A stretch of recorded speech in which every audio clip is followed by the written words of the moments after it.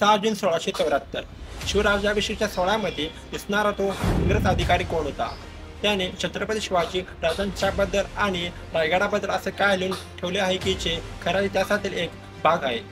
शिवराज्याभिषेक सोहळा कसा होता? छत्रपती शिवाजी राजे दिसत कसे होते?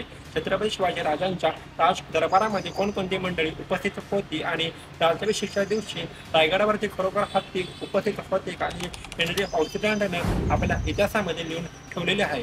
चला तर मग आपण पाहूया.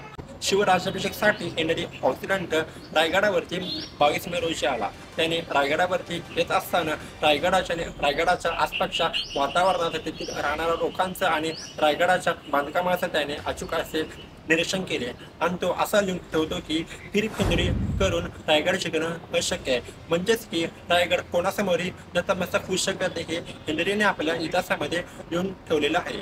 त्या काळी रायगडवरची लोक डाळ भात आणि लोणी हे अन्न खात होते. हा त्यांचा आहार हेनरीला आवडला नव्हता. जेव्हा एक गोष्ट छत्रपती शिवाजी महाराजांच्या कानी जाते तेव्हा त्यांनी हेनरी जोपर्यंत रायगडावरती उपस्थित होता त्याला त्यांनी मटणाचा आहार पोच करत होते. यावरून आपल्याला असे समजते की छत्रपती शिवाजी महाराजांनी शिवराज्याभिषेकच्या धावपळीमध्ये सुद्धा आलेल्या पाहुण्यांची त्यांनी पुरेपूर अशी काळजी घेतलेली होती, असा हेनरीने आपल्या इतिहासामध्ये लिहून ठेवलेले आहे.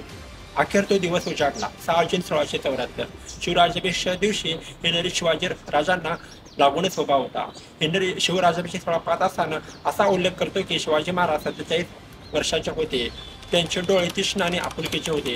शिवाजीराजांची दाढी निमुळते चाललेली टोकदार होती. शिवाजीराजे त्यांच्या दिसण्यावरूनच बुद्धिमत्तेचे दिसत होते, असा हेनरी आपल्या इतिहासामध्ये उल्लेख करतो छत्रपती शिवाजी राजांच्या जीवनाचा.